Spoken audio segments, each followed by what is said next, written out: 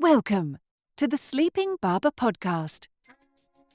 Today on the show, we've got Pierre Bouvard, the Chief Insights Officer from Westwood One, Cumulus Media, talking about the evolution of broadcast media, the rise of podcasts, the three-frequency of media buying, and the potential for sonic brands. I really hope you enjoyed the show today, and thanks for tuning in. Welcome to the Sleeping Barber podcast, the place for business leaders to get the best and most credible information on marketing, strategy, and innovation. Your hosts, Mark Binkley and Vasilis Douros, share their experiences as they gather insights from the world's leading experts. Now, on with the show. Today on the show, we have Pierre Bouvard. It's just such a pleasure to have you on the show today, Pierre. I'm really excited to get into this conversation with you today. You're the Chief Insights Officer at Cumulus Media Westwood One. I'm familiar with them because I listen to the NFL all the time. And it's great. So that's awesome. So Westwood One, Cumulus Media has what's the largest audio network in America with partnerships like the NFL, the NCAA, Masters, CNN, Academy Music Awards. You've got the Cumulus Podcast Network, 9,400 stations around the U.S. And so, as you might have guessed, we're going to be talking about the evolution of media, or like as a theme, the death of traditional media. And yet here you are with a company that's doing very well. So I'm really excited to talk to you about, both of us, V and I, are excited to talk to you about this today. So welcome to the show. Well, V and Mark, thank you so much for having me. I'm a listener, so I'm excited to be talking with you today. Yeah, this is great. And for me, it's kind of a trip down memory lane. I used to work in broadcast media as a sales guy. So that was exciting for me to have you on the show. Like back then when I was working with Rogers in Canada, there was this shift that happened about the same time that Facebook went public. There was a whole bunch of change happening. The traditional media channels were dying then. Yellow Pages definitely was dying. And so, but this like rise in digital started happening, and then people, myself included, started thinking 100% digital, 100% online. And so, there's, I think, an overstatement on that. And I really am hoping we can kind of get into this with you. Maybe you can tell us a little bit about your role with Westwood One, and maybe describe why Westwood One talks about or calls itself an audio network instead of a broadcast media station. Sure. Company. Well, thanks for having me. So we are, all the major audio companies around the world are decisively audio companies. And that is because they believe that audio can survive and thrive on many different platforms. So every major audio company in the world, every major broadcaster is deeply committed to podcasting. So in the US, iHeart, Odyssey, ourselves in the UK, all of the major radio groups, Australia. And I'll give you a great story. There's a radio network in Australia. Their big morning shows, they record the daily show as a podcast first, and then elements from that podcast are then included over the air. So, just to show you how audio companies really look at themselves as cross-platform, streaming, podcast, and terrestrial. So, sorry, just to understand that. So they actually publish a podcast first and then re-rip it for their live show. No way. Yes. Okay. Yes. And the reality is they're very different use cases. The audio is for people that want something. They're in the car, they're on the go, they're at work.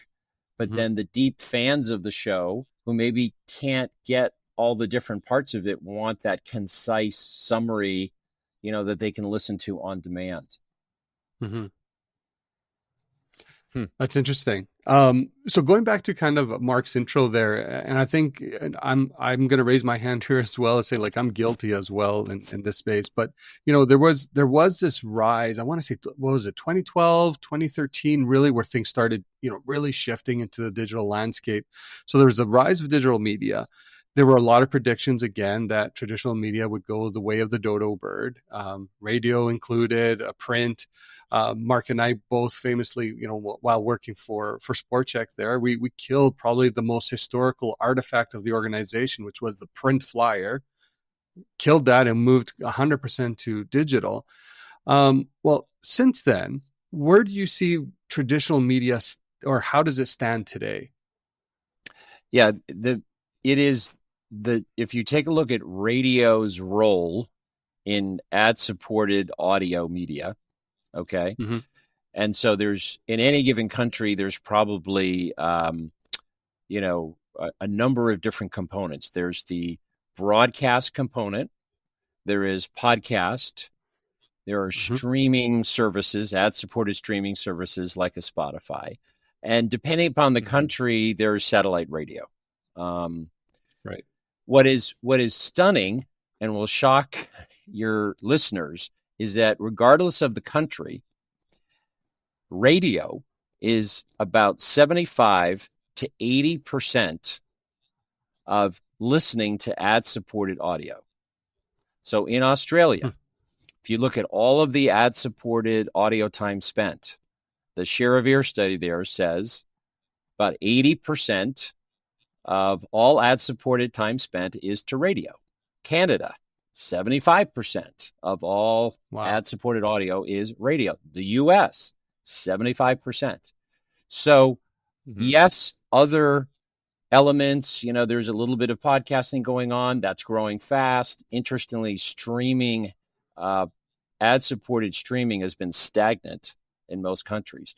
And the reason is because the ad-supported platform is really the gateway to the paid subscription. So all around the world, Spotify's paid subscriptions have soared. But for example, in the US, they've been about a 3 share of ad-supported audio for 7 years. That hasn't grown because they get people in the door with the ad-supported service, and then quickly people transition to paid. So that now there is a dramatic disconnect between advertiser agency perception and reality. So in the US, the gold standard measurement service of sentiment among media agencies and brands is called advertiser perceptions. And last August, they asked 300 media agencies and brands, if you had about 100 shares, how much does Spotify get versus Pandora versus radio? And the 300 marketers and agencies basically said that the combination of Pandora and Spotify was bigger than radio. That's the perception. Yeah. And then you lay that up against the reality. Radio shares are 3 times bigger than advertiser agency perception. And the shares to Spotify or Pandora are far smaller. In fact, radio shares are about 15 times bigger than Pandora, and the Spotify shares, radio is about 18 times bigger. So the only real problem that radio has is this perceptual disconnect. Duncan Stewart, who runs research out of Canada for Deloitte's telecom digital practice, famously said that, why does nobody believe that no one listens to radio? And he said it's because there's a narrative that new media kills old media, so no one bothers to look at the facts. We were talking about this in the preamble as we were just getting ready about, part of our desire for doing this podcast is to find the evidence and figure out what works and what doesn't and follow that, as opposed to just following the trends blindly of things that are happening today because and everybody's talking about it, and so you do it because everyone's talking about it. So when it comes to the evidence around that, I think what's it's interesting because we were so much about what marketing is and advertising is specifically and how it works is about reach. And so the perception that Pandora and Spotify combined has a bigger audience really is about the perception that you can reach more people. So can you, I mean, is there a misperception about radio that is like somehow it's been misattributed to follow the way that the Yellow Pages did, or something like that, where you don't have the same reach anymore? Well, guess what? In most countries, radio is the number one mass reach media. Nielsen in the US has a quarterly report that they put out called the Total Audience Report. And the idea is they take 1 week in the life of America and they say, we're going to put everyone on a level playing field. We're going to look at this 1 week. We're going to look at reach and we're going to look at time spent. And we're looking at social, online video, linear TV, radio, all of the media. And so the most recent Total Audience Report, if you look at persons 18 to 49, and you look at linear television 18 to 49 in a week has a 62 reach. So that means 40% of America and most countries will never see any linear TV in a week. AM/FM radio has an 85 reach. So it dramatically outreaches TV. Social is in a couple points lower than radio, and then online video a couple points lower. So, and when you look at like 25-54, more classic marketer target, AM/FM is the number one mass reach media. And so the smart people that look at the evidence have figured out that if when you look at WARC, they put a big piece out that said, reach is the foundation of media effectiveness. Reach is the foundation of media effectiveness. So who is paying attention to this? Procter & Gamble. 5 years ago, they were not buying radio at all, and now they're the biggest user of radio in the U.S. And if you look at the typical brand that P&G has running on radio is generating about a 54% increase in their TV reach. So I think the headline is that radio makes your TV better. Yeah.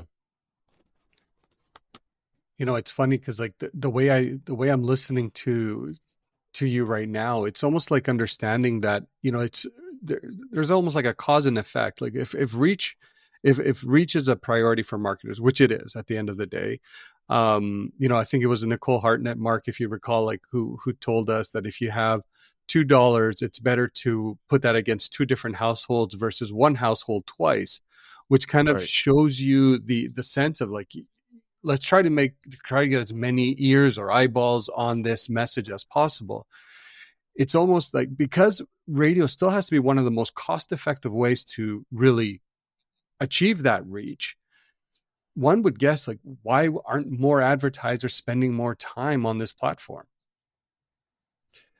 Well, when you become a media planner, the first thing they teach you is take the me out of media. Meaning, don't take your personal media habits and project that onto your country. But that's hard to overcome because, if you're 26 and you live in New York and Chicago and you don't own a car, you can't imagine that people actually listen to radio. And in fact, Colin Kinsella, who was the former CEO of Havas North America, famously said, the biggest problem for radio is the 26-year-old media planner in New York and Chicago who doesn't have a car, doesn't listen to radio, and doesn't think anybody else listens to radio. So it truly, it's about the evidence. It's how you guys started this podcast. It's like, if you look at the evidence, you are, no matter what the country is, radio will be the number one mass reach media. And if you sit down at an optimizer, so if you sat down at Nielsen Media Impact, which was one of the most used optimizers, and you said, let me put a classic media plan together. I'm going to put 50% linear TV. I'll put some connected TV. I'll have mobile, social, and digital. okay, what's the reach on that campaign? And if you spent $10 million in the US on that kind of a campaign, you'd reach about 57% of America. That's pretty good. Mm-hmm. If you said, okay, now I want to take 10% of this budget and shift it to radio, a modest 10%, same budget, just put 10% into radio. The reach goes from 57% to 80%. That's a 38% increase in campaign reach for the same budget. And so the big story for brands is that just a 10 or 20% allocation in a plan to radio causes outsized increases in reach. So just sit down at the optimizer and try it. It'll blow your mind. I love that. It's one thing, and I would love to get into some more of the details around the measurement and planning and the optimizing stuff, because I find that so fascinating. One thing that I did want to just talk about, when I previously, when we used to sell radio and TV, when I worked at Rogers, it was easy to understand what it was because the medium determined the delivery. Like you said, radio, you get a spot on air. You said TV, same thing, spot on TV. But or out of home, it was you have a billboard. Then when I went into digital, and pick any platform, let's just say Facebook for now. Advertising on Facebook isn't the same thing because it's the way you optimize the media changes the objective and the performance that you're looking for. So you can have reach ads, you can have like click ads, you can have, if you set up an e-com site, you can optimize for return on ad spend and things like that. So it became more, I would say, confusing to describe what Facebook is as a platform, because you could run brand and performance campaigns on the same thing. And so now I'm kind of flashing back to like earlier in our conversation where you were talking about this focus now on audio for media stations. And so now there's this kind of similar thing that's happening with radio and probably TV too, where you've got more variability in the kind of programming. And so to say radio doesn't necessarily mean just radio anymore. Like you can do all kinds of things. You can have online, you can have radio, traditional radio, you can have the streaming, you can have the satellite. And so it's more complex, I would imagine, than it ever used to be, to try and for an advertiser to understand the options available within the radio platform or the radio universe. Is that true? Yeah, I mean, I would say there's more options. Yes, I don't think it's complex. You have streaming, podcast, and traditional radio, and in some countries, satellite radio. So it's not like there's a gazillion, options. I think what is interesting now is that thanks to Bennett and Field and Byron Sharp, we can now look at radio and say, I can do brand building campaigns. I can do sales activation campaigns. And in their seminal book, The Long and the Short of It, Bennett and Field noted that radio was miscast solely for sales activation. In their book, they defined, can a media be considered a brand building platform? They had two variables. One was, reach and time spent. And they said if a media platform had high reach and good time spent, that could be used for brand building. And when you look at radio, it is absolutely in that high reach, high time spent quadrant. Yet, historically, marketers think of it as, when I have a sale, I go to radio and boom, I get people in the store. Well, what's happening now is P&G is realizing radio, you can build a brand. You can absolutely build a brand. So I think all of the things that you can do in other media, like sales activation, brand building, can be done in radio. Now, when you talk about brand building, then there's the sight, sound, and motion myth. Like I want to show my, excuse me, I want to show my car. I have to show the silky hair of the shampoo. And there's a perception that sight, sound, and motion is significantly greater in creative effectiveness than an audio ad. And that, heads nod. And again, no one bothers to look at the evidence. So ABX, which is one of the leading creative effectiveness testing companies, and they test hundreds of thousands of digital ads, online video, TV, radio, etc., decided to put this narrative to the test. And so they looked at, 60,000 TV ads, they looked at 10,000 radio ads, and they wanted to say, what's the comparison of creative effectiveness? And what their massive study found is that radio ads have 92% of the effectiveness creatively of TV ads at 1/4 the CPM. So basically that sight, sound, and motion myth is a complete myth. The creative effectiveness of audio is either very similar or just a little bit less than video. And as you mentioned, V, the cost efficiency, is amazing. But one of the other things that marketers legitimately have criticized audio over the last 10 years is like, well, I don't know if you guys have measurement. I need to measure brand lift. I need to measure sales effect. I want to measure site and search traffic. And I will tell you that maybe 10 years ago around the world, they were right. There wasn't a lot of outcome measurement for radio. That has completely changed.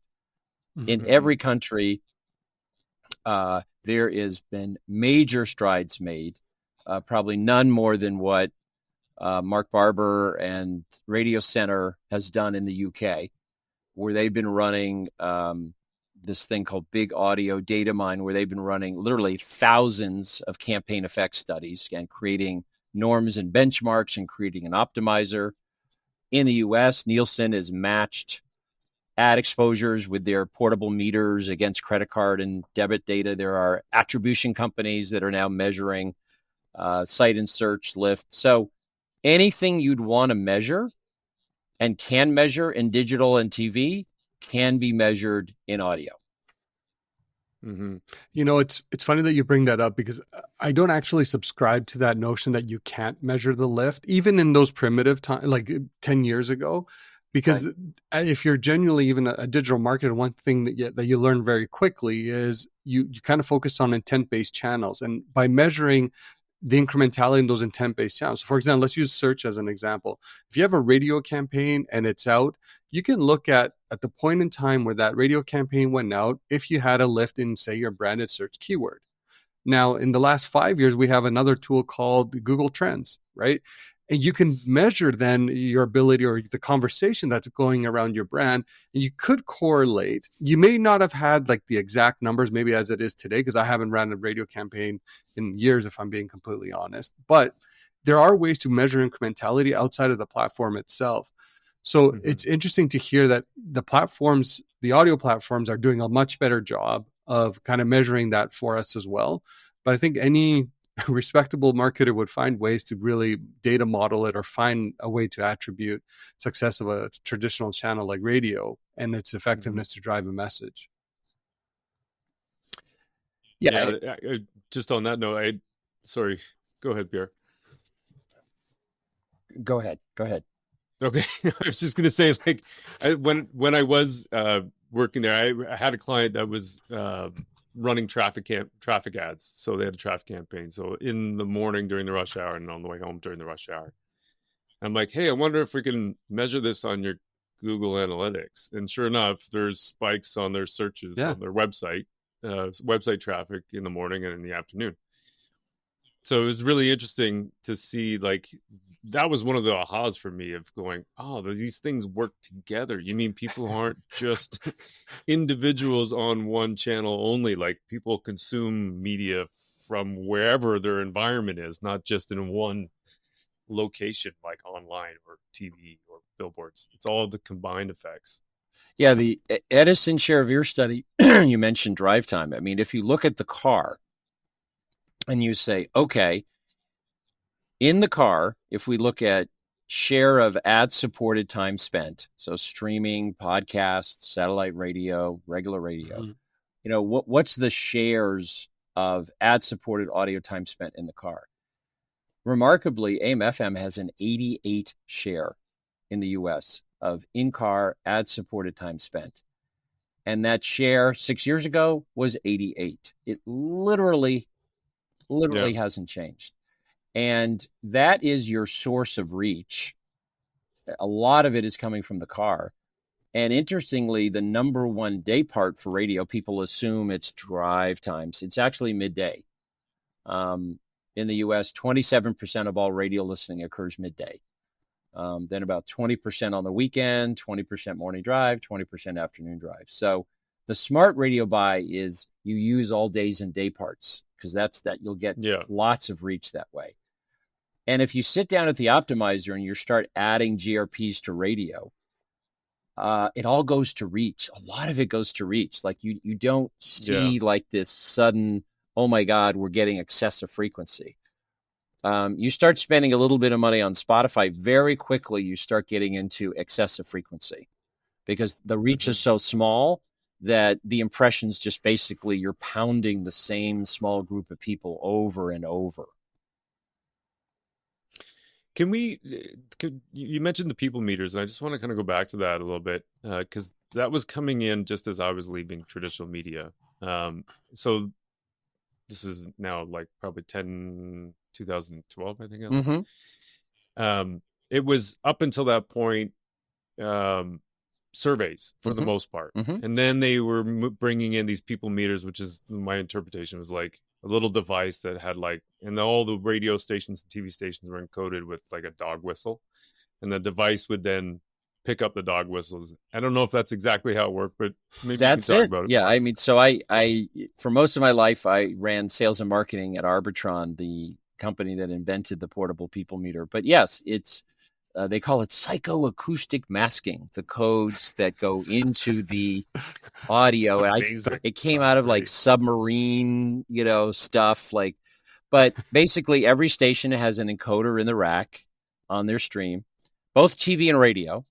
And it repeats every 5 seconds, and it tells you date, station, so it knows which station you're listening to. And the device used to be like, it looked like a pager, it clipped to your belt. It's now a Fitbit, so it's this little wrist thing. So very easy for people to wear.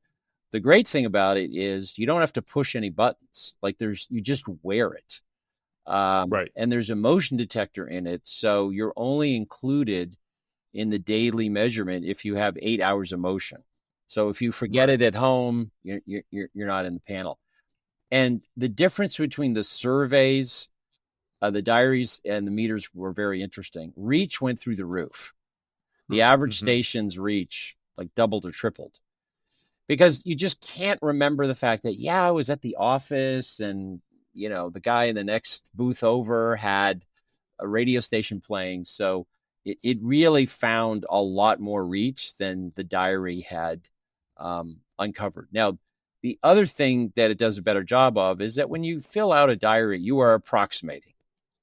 I listen 8 to 10, or you round and obviously the meter is getting precisely what you were exposed to. And what's interesting is what you pay for in radio is ears on, right? And that's what the meter picks up, because it's tuned to the human ear. So if you're in the car and you have the windows down, and the wind is coming in and it obscures the sound of the radio, then the meter won't pick it up. So it's literally giving advertisers exactly what they're paying for, which is my ad audible? Unlike TV, where we've learned that 20% of all TV exposures play to an empty room, because someone forgot to punch out and log in and log out of the people meter. So, and then the measurement. The unit of measurement that I remember was an average minute audience. And is that still a thing? It still is a thing in Canada. And because Numeris, which is in Canada is like the Nielsen of Canada, they both do both TV and radio. They do average minute. So it's comparable in other countries to average quarter-hour audience or average audience. In Australia, they're just debuting a really innovative hybrid technology where they're building in server data to capture the streaming. They're doing, kind of passive measurement with wristwatches, and then also some surveys. So, and I think that's where the future is. Obviously, in media measurement is hybrid approaches where you have big data integrated with some surveys and then maybe some passive measurement. One of the exciting developments we're really watching is something called DTS AutoStage. This is a company that has contracted with global automakers who have come to them and said, we need the visual experience in the car, the connected car, to be enhanced. We want to see the logos of all the radio stations on that in-screen dashboard. We want to see title and artist. We want to see the album covers. We'd like to see advertiser names. And so automakers are now paying Xperi DTS AutoStage to kind of enhance this experience in the car. Now, in exchange, the automakers are providing DTS AutoStage with the minute-by-minute tuning in the car. And DTS AutoStage, in turn, is providing this data for free to global broadcasters. And so in 200 countries, you can now pop open this dashboard and actually see real-time in-car radio listening from these connected cars. And they already have Mercedes, Hyundai, Kia, an unnamed but leading dominant electric vehicle maker. You can imagine who that is. And they have more. The next 18 months, we'll see a lot more automakers jumping onto this platform. So what's exciting is radio is having its big data moment with this connected car tuning data that's going to be coming. And I suspect that will get integrated, in a cohesive manner into the measurement services around the world. Right. That's cool. That is really cool. When if you think about where the vehicle is going, the infotainment systems that are, inside was in a Tesla, I think it was a couple of weeks ago. And it was just incredible to see what that head-up display does, the little screen off to your right there, and all the different functions that you can actually, partake in it. I think there is an opportunity for radio there to come to life in a different way and move outside of that just like audio format. Yes, you will be still receiving a lot of that information through, your ears. But if there is another way to kind of look at the screen, like, you mentioned album art, or what is that song? And it's actually right there on the head-up display. It just helps with recall. So I would argue, I think when you think about radio and its ability to not only have this amazing reach, but also help with recall, as my personal behavior, I actually only listen to radio in the car. When I'm at home, I do listen to podcasts primarily. So I don't know why, because it's easy to hook up my phone through Bluetooth and listen to a podcast in the car. But I think I just prefer radio because I want it to be live. It's right. It's a weird sense, but I like this shift that is happening, if I'm being completely honest. And at the end of the day, as a marketer, it gives me more access to more ears to enhance reach, which is something that, again, for too long, we've been trained to believe that there is no efficacy in the medium. Yeah. And you touched on something about, the connected car knows where the car is, right? So one of the cool audience visualizations that DTS AutoStage offers is a heat map for a radio station of the market. Where do my listeners go in the market? We've never known that. 2/3 of radio listening occurs away from home, but historically we've just looked at zip code reports that tied all of that listening back to the home zip code. So now a retailer will be able to see, well, most of my locations are on the north side of town. I want to buy radio stations whose listeners tend to spend time in the north side of town. Yeah. So having the geographic visualization of a heat map from these connected cars, I think is going to really help That's fascinating. local That's retailers, find the right audience. You mentioned the visuals. Well, there's a new technology that is now allowing a static image of an advertiser in Dash to be synced when their ad is on the air. So just like an album cover. Yes, would be. exactly. Incredible.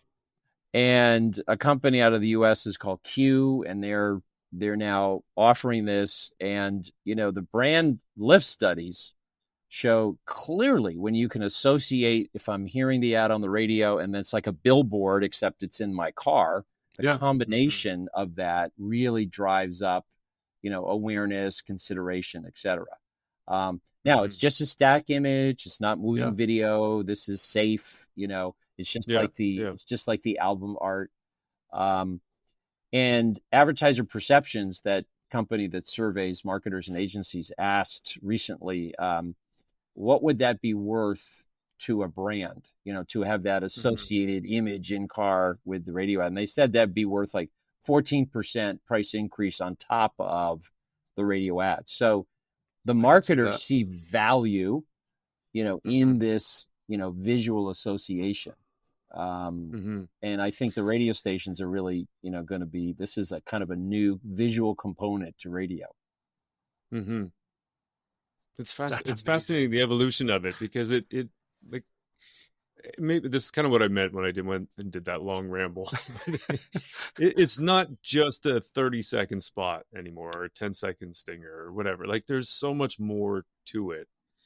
And one thing I just wanted to go back to with the AMA idea, or audience measurement. Like, I remember V and I worked together at a Sport Check, which is a sporting good retailer. It's like Dick's Sporting Goods for you in the States.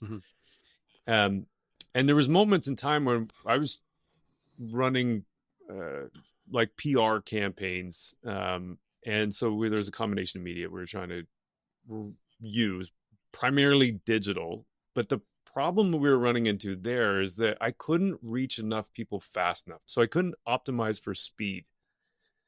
Great point. Of reach. Like, it's based on consumption. So if somebody logs in, then I can deliver an ad. But if somebody's not logged in, I can't deliver an ad. And so it was always one of those things where we're struggling to get that reach quickly in a short period of time, especially if there's a big PR announcement or something like that. And so that's where I think thinking about an AMA audience for me was interesting. It doesn't necessarily need to be AMA, it's anything, but you reach a lot of people all at once with radio or TV or some of the traditional mediums in a way that you can't do really with the digital medium. So there's like an advantage in certain circumstances that I just always thought was interesting to think about in terms of how to use the mediums, as in addition to just using the mediums, like how you can use the mediums and what's more advantageous than others. Yeah, I mean, if you have a major launch, major product launch, major sale, you need to accumulate reach quickly, to reach as many new different people in as short a period of time as you can. And there's no medium better to do that quick reach acceleration than radio. Part of it is because radio is the soundtrack of the global worker. Radio over-indexes with people in their 20s, 30s, 40s, 50s, and then starts to tail off when you get into the 60s. And so because of going to work and being in a vehicle, you get huge numbers very quickly. And, if you do a little reach curve and you say, okay, if I look at a typical station and I'm running, 10 ads, now 20, 30, 40, and you look at the reach curve, it just goes up dramatically. And you don't get a lot of excessive frequency. It really drives so much new different people. And especially these days, linear TV, the median age now is in the 60s. So many of the folks under 60 who are busy and have kids and work are on commercial-free streaming services. And Brian Weiser, who's one of the smartest kind of media marketing Wall Street analysts, recently published, and he said, for marketers that have relied on, linear television as their kind of base mass reach buy, with all of the tuning that's going now to non-ad supported streaming, they're really going to have to rethink the media plans. And, I think that's where this is our shining moment in radio, to kind of step in and say, we can recover that reach that's been kind of draining out of your TV plans. Mm-hmm. And we can do it affordably because, you start looking at connected TV and you say, wow, this is great. And then you realize, oh my God, it's a $40, $50 CPM. It eats up my budget very quickly, so that the cost of every incremental reach point with connected TV is very expensive. Mm-hmm. Yeah, and I think the point really isn't that there's one right media. I think it's that there's a combination of medias absolutely that is, like, depending on what your budget is, it shouldn't just focus on one medium. Because you can if you're looking at optimizing for, let's say, the classic banana field, like, I'll just go 60-40, but let's just say 50-50, half into reach mediums and half into performance mediums. But within that, there's lots of opportunities with different channels. So it's really important to think about not just defining, say, radio as the reach plan, or, search as the performance plan, but thinking about how to, like, use the channels appropriately, and then deciding that you're going to use the channel for reach or performance, and then figure it out from there. Because it's not just straightforward anymore, where you've got one channel that does one thing. Correct. So the WARC, the World Advertising Research Center, had this awesome study a couple of years ago from James Herman called the Effectiveness Code. Yeah. And they had this kind of 3-part formula where, they graded your campaign, and it was the size of the budget, the length of the campaign, but also the number of media vehicles. And absolutely, the more media vehicles in that plan, the greater the effectiveness. And what's interesting is that the smaller the budget, the greater the impact of diversifying media channels. Yeah. So, you might have a small retailer that says, I can't afford to, but if they take whatever their budget is and they diversify it, little TV, a little radio, you're absolutely right that incremental reach lift is extraordinary. And the smaller the budget, the bigger the impact. When I was in media, we used to have the rule of 3. The frequency of 3 was the way that you packaged media plans up together, which in some cases made it prohibitive. And I think that's why a lot of people went digital, because you could buy, CPMs, or you could buy whatever. I could spend $10 if I wanted. Whereas the campaigns that we used to put together for TV and radio were like a minimum of X number of thousands of dollars, because you were trying to build a package that was around this 3 frequency. Yep. Is that the same today? Well, what's interesting is that early in my career, I joined forces with a famous radio sales consultant named Steve Marks, and he had an actual formula called the optimum effective schedule. And it basically was very high number of commercials in a very short period of time. And the average frequency on these campaigns was like a 4.5. And now 20, 30 years later, what I realized is he was creating powerful sales activation packages. So if you had a sales event, it's not a 3, you need a 4 or a 5. Right. But what I then learned is that there are these brand building advertisers, Right. And that's a very different strategy. That's a strategy of you have to be known before you're needed. And so you don't optimize frequency, you optimize reach, and you actually try to push frequency down and grow reach. Yeah. So what we've discovered now, thanks to Bennett and Field, is that there are 2 different kinds of campaigns. If you have a sale, it's a hammer, tight time horizon, high frequency, and the creative, by the way, is very different. It's facts and figures, it's activation. You're saying the brand a lot. James Herman out of New Zealand has a great kind of restating of brand building and sales activation. He calls sales activation converting existing demand. In other words, hey, there's people that are in market right now. And those people that are in market right now are a small number of people, but they're out there. But then there's this bigger group of people who are not in market, don't care about your message, aren't paying attention. So with those people, you have to create a memory and you have to have mass reach. Mm-hmm. So, if I was talking about sales activation, yes, I'd want to juice up the frequency. But if it's brand building, actually, I want to push the frequency down and do everything in my power to drive up reach. And in radio, how do you do that? You open up the day parts by all days and day parts. You diversify programming formats and by top 40 and country and rock and go spread yourself across many, many formats. Mm-hmm.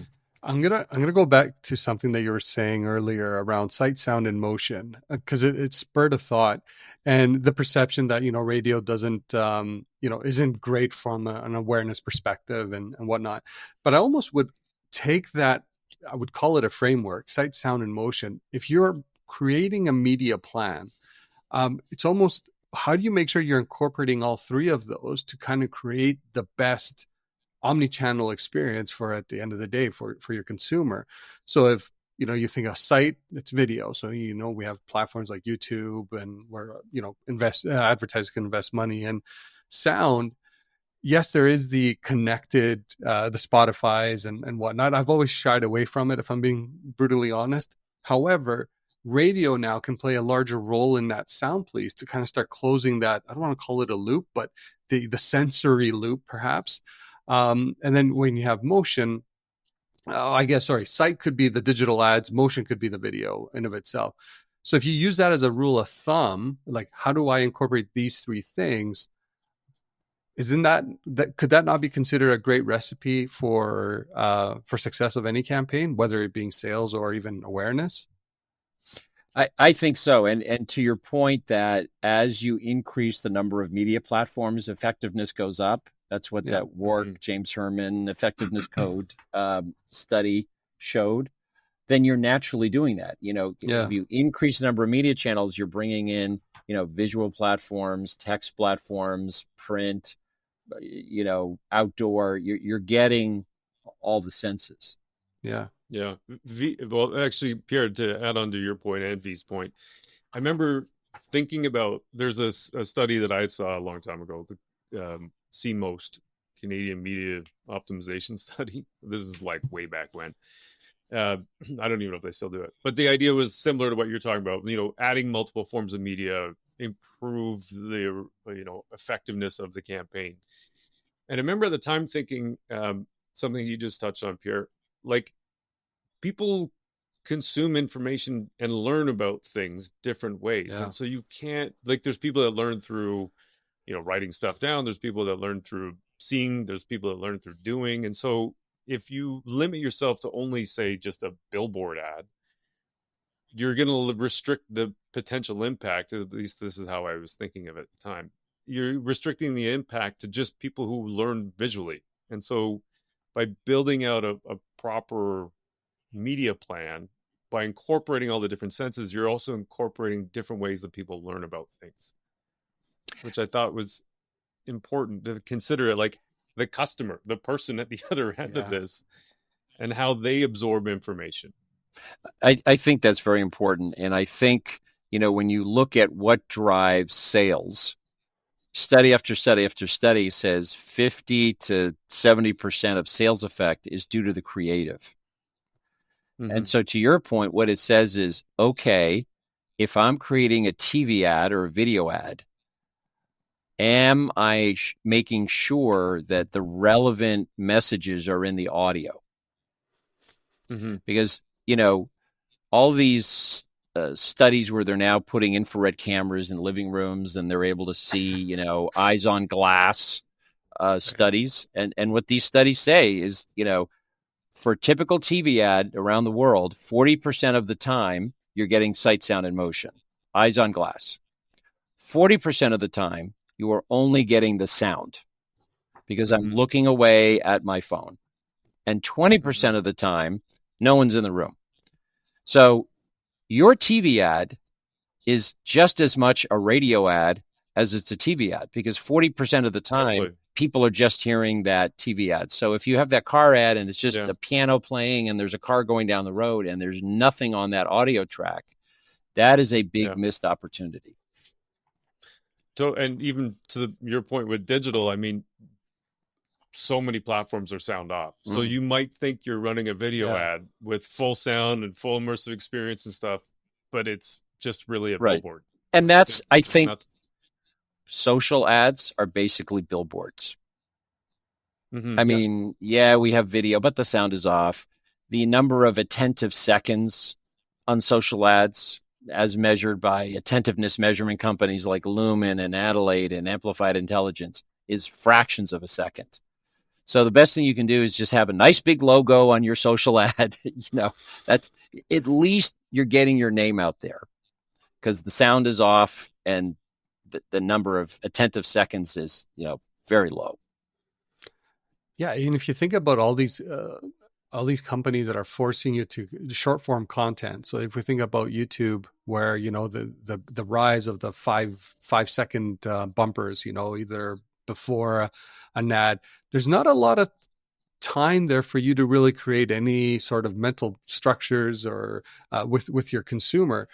So sound has to be one of those things. And in my previous experience while working for WestJet and the airline here in Canada, we did start thinking about sound a lot differently. And one of the ads that we did run was for a destination where we had a moving, for 5 seconds, we had just like a picturesque landscape. Obviously, there was like wind whistling, but we let that be the organic sound that was coming from the ad. And we were able to see that there was a lift in terms of how our people were engaging with that, but also clicks that we received versus something that was just dormant with no sound at all. So even that the audio cue is so important, as long as it's relative to the message that you have. But 5 seconds still doesn't give you a lot of time to do a lot. It doesn't. And you can't, the goal of brand building is to create a memory. Yeah. And if you can't tell a story, it's hard to make memories. Speaking of which, the goal of brand building, we've, we're talking about evidence. We're big fans of the Ehrenberg Bass Institute, and I know you've probably heard about them and followed some of their work. I find the idea of sonic brands is fascinating. And so I wondered if you might be able to talk about the importance of, distinctive assets, or in sonic from a perspective of entire brand management component. Like how do you think about distinctive assets and the flexibility across mediums, particularly when it's an audio? Absolutely. The one company that's probably done the most work on measuring sonic brands and testing their effectiveness is a company out of New York called Veritonic, and they've tested like thousands and thousands of sonic brands. And they have two powerful best practices, and they sound so simple, but sometimes the most powerful best practices, few people follow them. So their two best practices is, number one, the sonic brand has to say the name of the company. So there are many sonic brands that are just a sprinkling of little notes or chimes or sounds or whatever, and they don't say the name of the company. And they fail. A couple of years ago, to great fanfare, MasterCard unveiled their sonic brand, these little collection of notes, and everyone, it got pages and pages of glowing praise. Veritonic tested the association, like they played the sonic brand for people. Zero people correctly associated with MasterCard because it didn't say their name. Like, think of logos. For the most part, logos, visual logos, have the name of the company. Now, some companies, become so powerful that you don't have to say McDonald's. You just have the golden arches, and everybody knows. But 99% of visual logos have the name. So you have to have your name in your sonic brand. If you don't, it's a complete waste. The second is that melodic sonic brands are far more memorable. And so a couple 200 years ago, somebody was trying to figure out a way to teach children the ABCs. And they said, well, let's take the most famous melody, Twinkle, Twinkle, Little Star, and let's just put the alphabet into that melody because it's, and then you get the ABC, So the marketers that are doing sonic brands right have the name and there's a melody to that. And my God, that's a jingle. That's what a jingle is. And, some creative directors look down their nose at jingles, but they are, as Mark Ritson says, when it comes to distinctive assets, the jingle smashes them all. He says that is one of the most powerful distinctive assets is a jingle. Totally. Yeah. I can still sing the 12 beef patty special sauce lettuce cheese thing from McDonald's from 25 years 30 years ago. Yeah, whatever. Yeah. Yep. I was going to say it's just the recipe. It's just the recipe for a Big Mac. It's like I was just going to say I've never forgotten the alphabet because of it, of the melody. There you go. It works for you, babe. Yeah, man. What comes after C?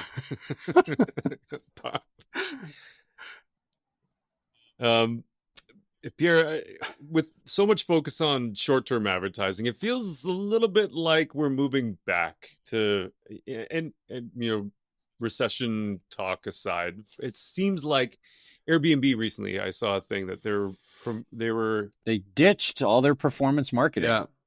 Yeah, and they just came out and said we had an amazing year and we attributed it all to the brand building we did. So have we forgot how advertising really works with this sort of 10-year side trip into performance marketing?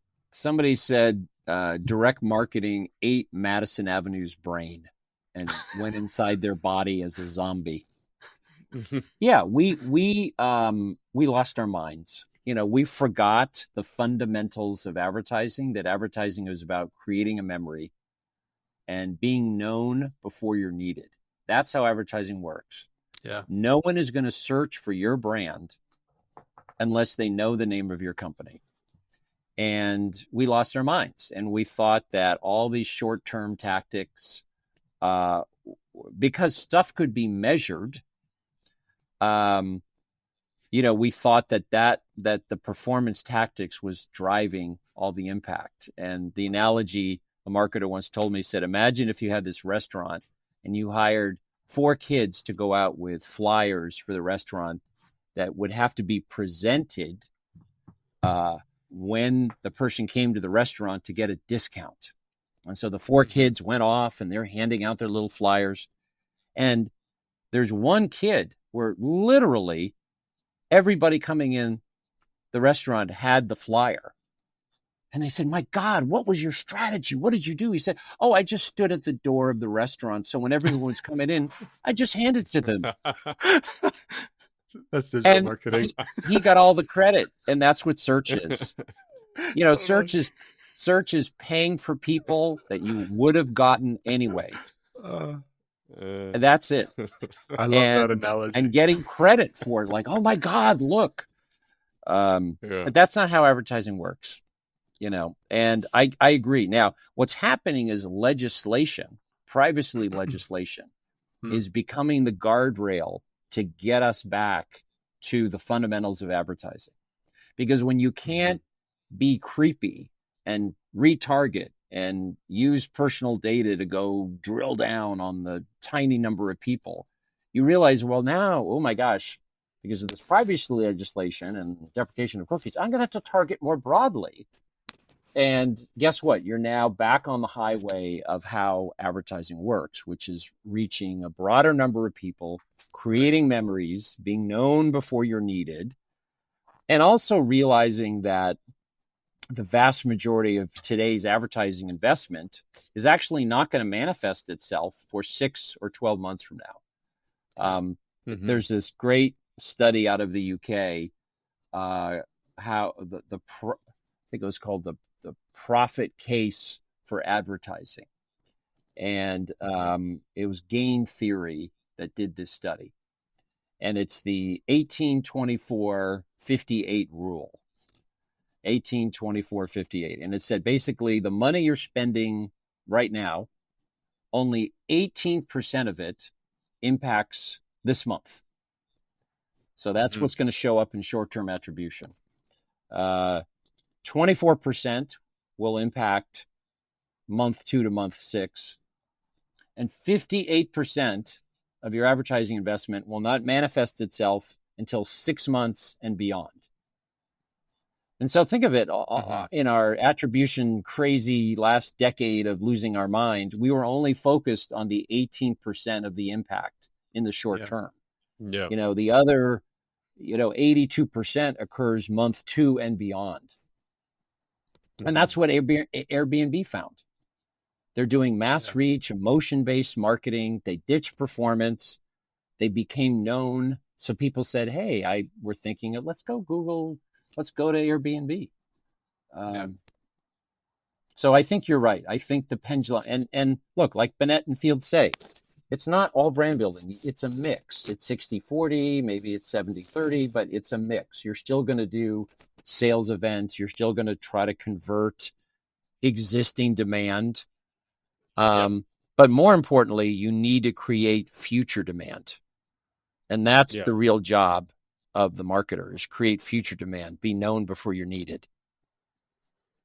I think that is a great way to kind of like put a bow on this, because at the end of the day, I think the role of a marketer or any advertising that you're doing is make your brand or your service known, make it easily accessible. So there's a point where if you can kind of focus on the awareness side, making sure you're driving I hate using the term the top of the funnel, but it's widely accepted that way. But the performance I could still have a role here. So when we think about something like search, is making sure that you are bidding on those keywords that show an affinity to make it easier for them to find you. So if you've heard about something on the radio, now when you go to search, well, don't force them to go down 3 pages of search pages to find them. Make sure you are bidding on the right keywords to make sure that it is elevated. So that's where those things can work in tandem.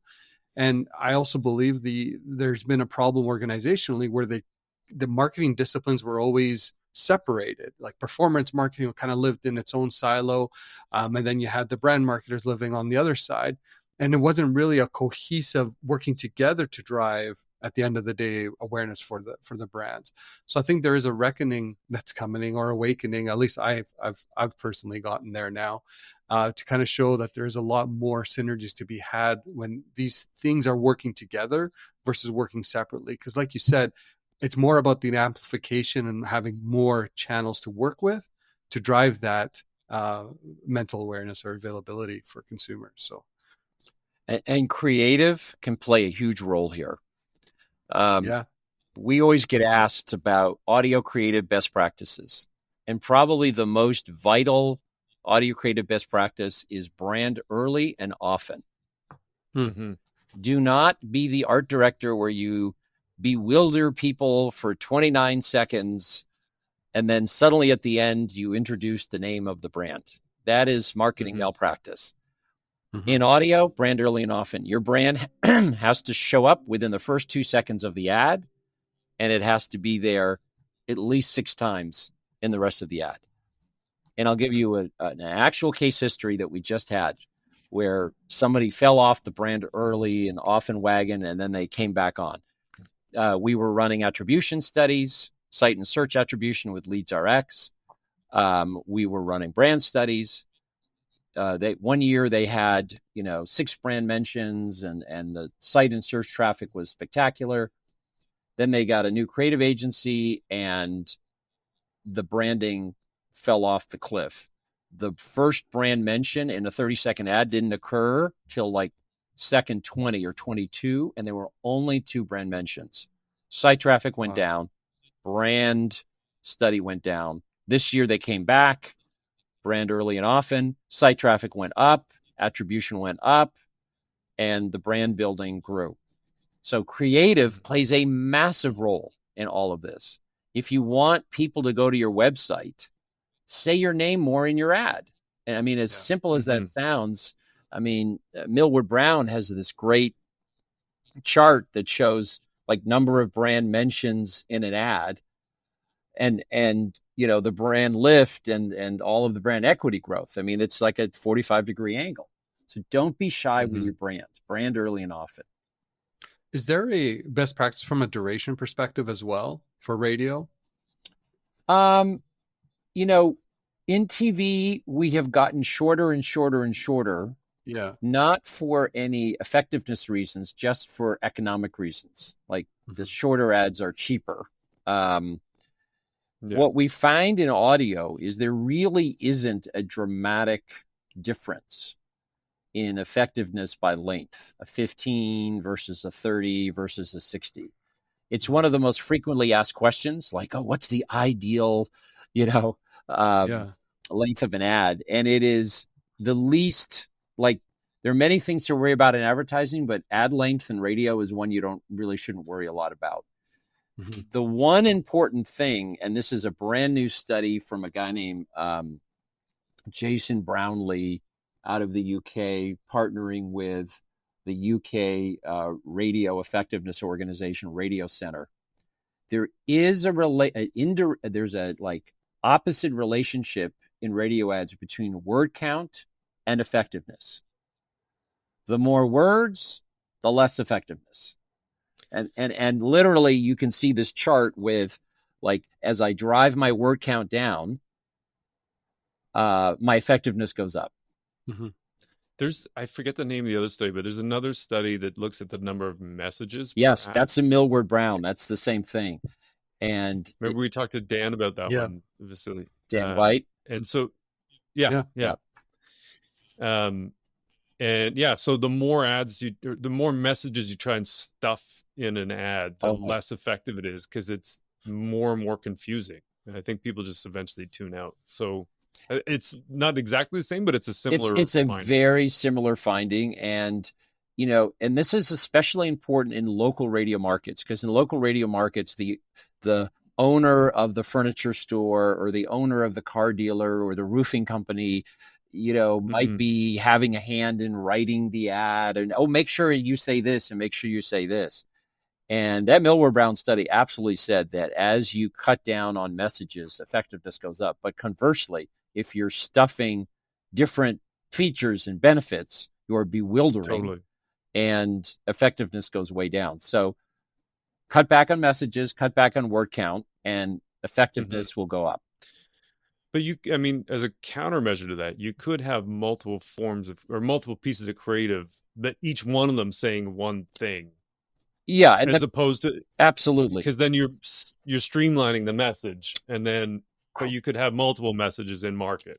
So the best example of that in the U.S., there's a home improvement retailer named Home Depot, and they're like 18 companies in one, because they have a paint department with their own P&L and their own ad budget, and they have a carpeting and an outdoor furniture, and so when it comes to spring, there could be 15 to 18 different simultaneous campaigns running, but each is about the one thing, the paint or the outdoor furniture. So absolutely. A couple other audio creative best practices: changing voices. If you have a male, female going back and forth in the same ad, that really benefits. Asking questions gets people thinking. Humor works, but it fades quickly. The joke wears off. So if you're going to commit to a comedic strategy, you've got to commit to continual refreshing of the the campaign. Music is super important. Effectiveness goes way up with music, especially if you have a brand anthem, like that is your music track used consistently. It's almost like a distinctive asset in that sense. Yes. Yeah. Pierre, this is awesome. How can people find out more about you and your work and all the things that you're looking into?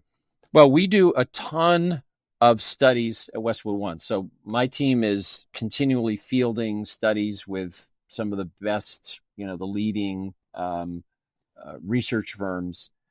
Each one of these studies, when it's delivered to the client, we then publish it weekly. Mm-hmm. Now we cloak it to protect the profitable, but so every single week we publish a new audio insight. You can find it on our blog, which is Westwood One, so WESTWOODONE.com. And the blog is called the Audio Active Group blog. And when you go there, you can sign up to get the weekly audio case study sent right to your email box. And so we are quite a little publishing group, and we like to spread these case studies out, because the number one question we get from agencies is, do you have a case study for, this category, that category? And after 8 years of hundreds of studies, we have quite a trove of case studies and audio insights available. Fantastic. This has been incredible. Thank you for sharing your time with us today, Pierre. Well, Mark and V, I really appreciate this. I'm a long-time listener, so it's fun to first time caller, but it's fun to first time, long time. Right. It's fun to come on the show. Thank you for having me. Of course. Oh, it's our pleasure. Thanks again. Thank you. And now the post-pod discussion with V and Marc. Mark. V. Post-pod. Let's go. Yeah. Let's talk about radio, man. Let's talk about radio. Let's talk about Pierre, first of all. That was incredible. He's a great guy. Like, so fun to talk to. I really enjoyed the conversation. I love, from where I left that world, broadcast media, to where it is today. It is just all the things that he's talking about. And the evidence and the research that he's pulling up, and all the work they're doing on measurement and stuff. It's really dramatically changed from when I had left that industry. Early on in my career, I actually was a media planner back in Greece when I worked for Universal McCann. And it was interesting at the time, because it was actually how I got into digital, was through that. I forgot you lived in Greece. Yeah, for 10 years, man. It's incredible. But so the interesting thing at the time, I was actually above the line, if you remember those terms that we had, above the line, below the line. But I was actually a media buyer for TV, radio, and print. So I would sell space in those three mediums. And what was interesting at the time was the amount of control we actually had over the media budgets in those three channels specifically. And then 2000, that was 2008, 2009. That's when you start seeing kind of like the early stages of the shift happening to some of the digital. The problem was digital at the time, you were only really buying contextually. So you were trying to marry an ad to sites, that were somewhat relative in terms of, so placement. Exactly. So where I'm going with this now is to see that the strides that traditional channels, and like specifically radio now, are making. Like one thing that stood out to me, like the heat map. Mm-hmm. He was right. Like when we were talking about postal codes, it's where people lived, but we weren't looking at where people were going, or we had no way of understanding where people were going. So we were targeting postal codes, when in actuality, if I know that there's X amount of people in this area that is either closer to what my product is or my bricks and mortar location, that takes targeting to a whole other level and gives you a different appreciation for that medium. Totally. Right. And I think that's what's becoming really unique here. And it goes back to the role of a marketer is to continue to stay curious. Look at this stuff and understand. And of course, the US is a little bit further ahead. I'm sure we don't have this here in Canada yet, but man, there's so much here. Yeah. Well, and the DTS thing that he was talking about with the visual pairing of a logo to an ad, like an album cover. Yeah. That's also really interesting. and I didn't. It's not that it's complex. It's complex in terms of, if you think about the totality of a campaign. And we were talking about the impact of creative. And you and I have talked about this before, but you now no longer just need a 30 TV spot and a 30-second audio spot, and then you could use the TV spot on the channel, let's say YouTube. But now you need like all these additional assets. It's like building a YouTube ad. It's not just the video anymore. You got the companion banner, you got the copy, you've got like click through. Exactly. It's like all that times however many channels you're using, because they're all increasing in the number of assets that they can utilize to get your message across. And it's all important, but you also need to customize the content for the channel. And so it's interesting. It's just interesting to hear that the evolution of the platform, and also that it's not just about radio anymore. It's also just about audio. Well, and the interaction of audio with all the other components. Yeah, and I think I like that distinction. The audio platforms, like it can be a podcast, it can be actual radio. And I think when you think about it that way, and you just think about audio, then my question then going back to, say, a marketing team is like, what is your audio strategy? Yeah. Very simple, right? It could be sponsoring a podcast. It could be, sponsoring a specific segment on a radio show, or it could be radio ads, or whatever it is. But I think that it's been a miss in terms of a lot of the where a lot of the brands are focusing. And I love the examples of Adidas, Airbnb, really challenging the old notion of performance. And again, I'm not saying that it's not important. It is important. However, there's still this other side that you got to be nurturing those new users, if you want, or the customers. And how do you achieve reach? Well, radio is a very cost-effective way in doing so. Or let's use the term audio, maybe not radio, but audio is a very cost-effective way of doing that.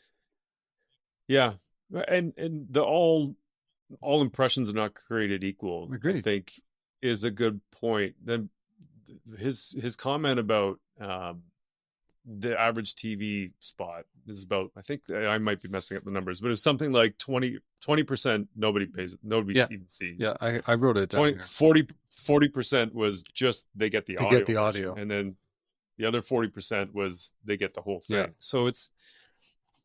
So I think that's an important component of understanding how to construct creative,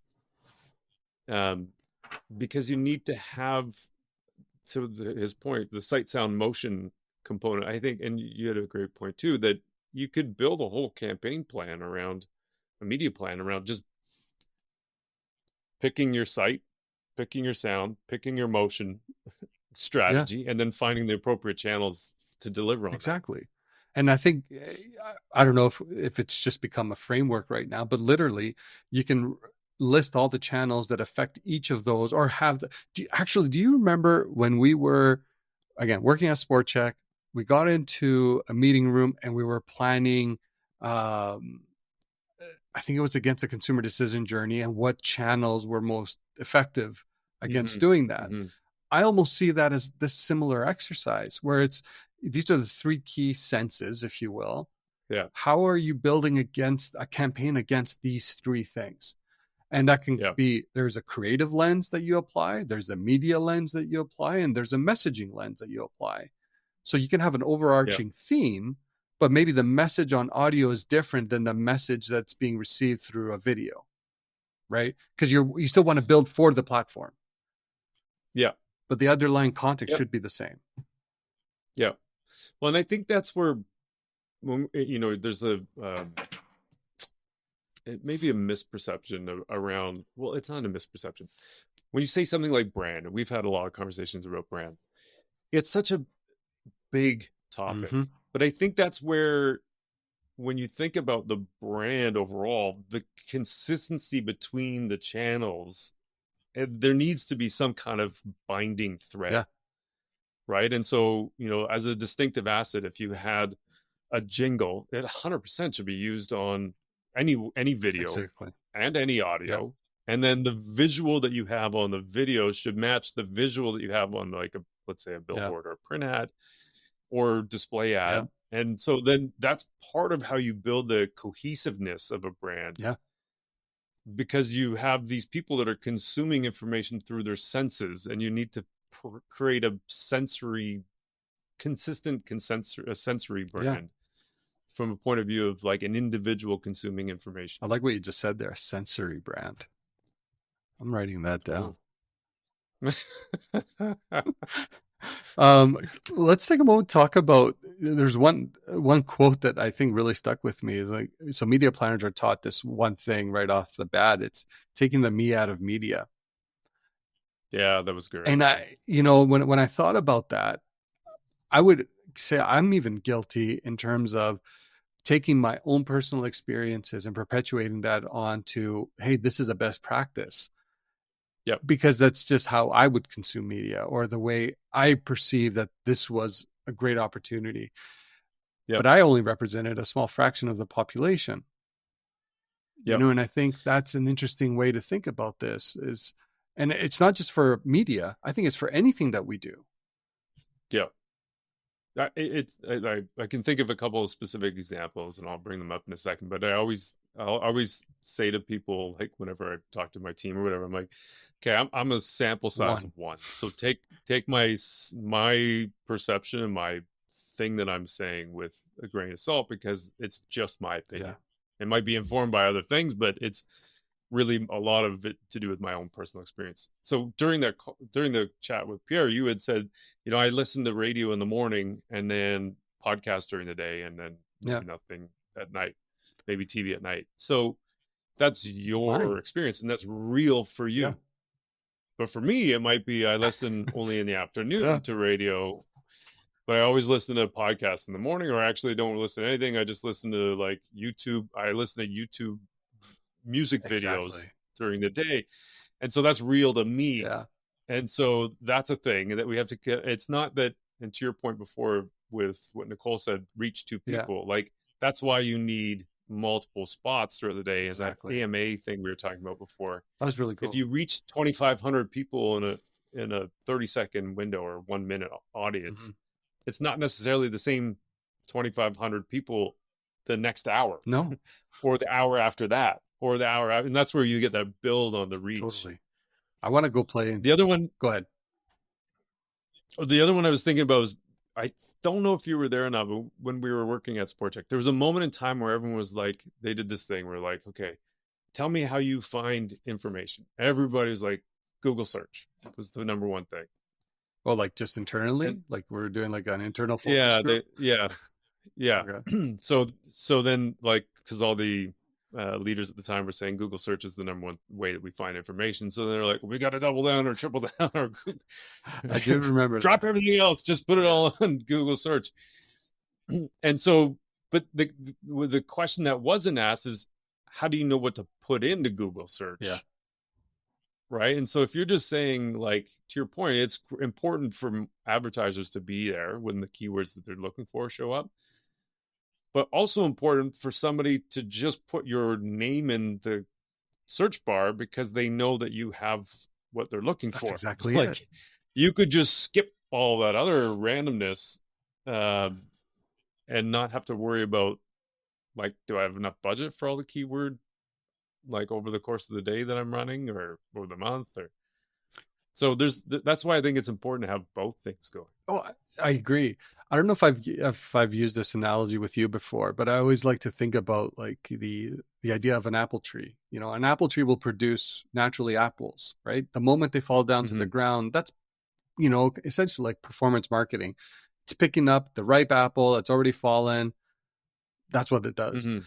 But if you want to create or have this tree really, produce more apples, you're fertilizing the ground, you're watering the ground, you're doing all these other activities to have it produce more.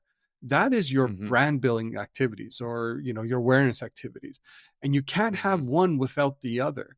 So when I think about now, radio in the context and the power it actually has, is there a better medium to achieve that reach at a very cost efficient way? I don't think there is. But it is going to force a lot of organizations and marketers to think creatively on how, and I think on the call they called it, sonic brands. What is your sonic identity that you're going to try to create these distinctive assets now? We've been so trained on the visual side of things. Audio is a totally different game. And I think marketers should start investing more time there. Totally.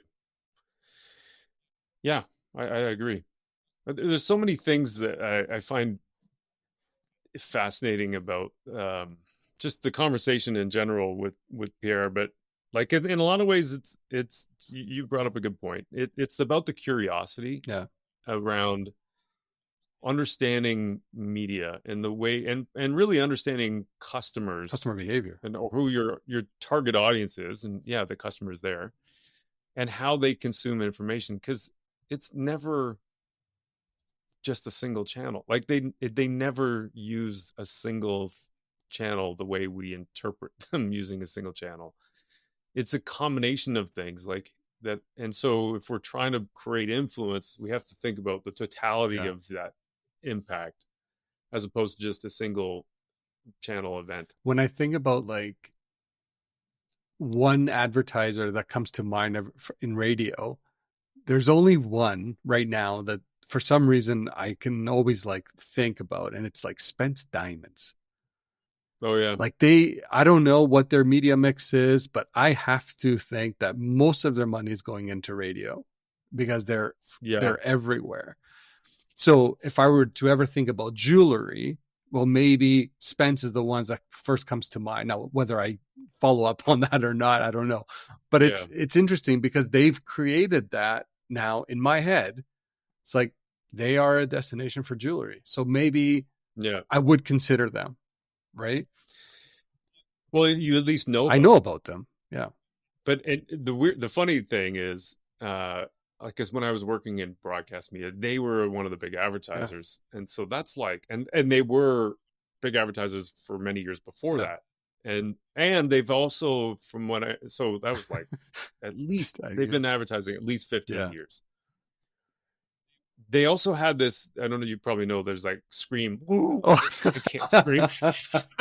That's the worst scream ever. But at the end of the ad, it's like a distinctive asset. I think it was the former owner who did a yeehaw. No, it wasn't yeehaw, but scream. Like a scream of joy. Scream. Yeah. And I've always paid attention to that. And because I'm the super mega nerd I am of understanding distinctive assets, there's a period of time where they got away from it, a period of time where the management came in, they got rid of it, they tried to do some other version of it, and then they brought it back. They did a poll on radio for that. Do you remember that? Yeah. Go to the website and let us know which one you prefer. Yeah. So there's ways you can interact with the audience too, but I think that's one of those things where consistency matters 100%. Over a period of time. And you're not necessarily targeting the people who are buying today because they're buying today. You're trying to influence the people who are going to buy an engagement rate. Well, it goes back to what Pierre said, being known before you're needed. That's how. Yeah. I don't know, man. So much here. It's almost like I want a do-over in a lot of the things that I have done in the past. Well, why do you say that? Well, I think I was too myopic in some elements. And yes, it was what I was hired to do. Of course, I had to make sure I was, doing my discipline right. So, I spent most of my career on the performance side. So obviously you have to show value. But I think at the time, or during specific times in my career, I think I just became too blinded by the information, the data that we had access to as performance marketers, not appreciating a lot of the other value in other channels. I think now I could look back and say I probably could have approached some of that a lot differently. That's all. That's fair. In your own defense, though, I think that was what you were hired to do, Totally. and you were really good at it, Yeah. right? So it's not. But I think where we're in a position now is that you have more broader scope of the full landscape That's of fair. the media channels. That's fair. So I think you're probably in a position now that, like, having understood what you learned Yeah. and what we're hired to do, there's also other opportunities that now you can incorporate as a full complement to the way you would operate. Yeah, that's fair. A marketing Well, department. thanks, Mark. I'm just trying to pump your tires, buddy. Thanks, man. That worked. It's not a do-over. I don't think. It's just learning. That's fair. It's just learning. It's just learning. Yeah. Then the same for me too. Like, I think in a lot of ways, it's almost like that Marshall McLuhan quote. Like, at first, we shape the tools, and then after they shape us, kind of Totally. thing. Like, the media, I think oftentimes, if you're assigned to be the search guy or the display That's guy what you're or doing. the email person or the TV person, the print flyer person, like, that shapes how you think, I think, a lot of times. And instead of being able to step back and look at everything. I agree. And I think, well, I don't know why I keep doing this, but I always try to think about it organizationally, like structures and things like that. Mm-hmm. And I know there's a big shift to the in-housing of a lot of the marketing technologies, like the platforms, and a lot of organization moving into that space. Is that the right way to do it? Like, are you creating the right questions in your team the moment that you have one person doing search and that's all they do? You have one person doing display and that's all they do. What do you, I think it could be very self-serving in that moment, but are you actually creating good marketers? I don't know. Or even digital marketers for that sense. Anyways, that's neither here or there right now, but it's just the way my mind works sometimes. That's another story. Join that us could be another next week. podcast. Anyway, I think that was a really great conversation, V. It was fantastic. Super grateful to Pierre for all his time, and it was a lot of fun to talk about that stuff. Yeah, it was great to kind of be at least prompted to think a little bit differently than what we've naturally do, I think. And I love the the push to think differently, and I think there's a lot here, and I think marketers should spend more time thinking about their how their brand comes to life through audio formats, and start playing with that a lot more, because I think it could probably work out better for them in the long term. Mm-hmm. Totally. All right, buddy. Okay, V. It's fantastic. Until next time. Amen. Adieu. Adieu.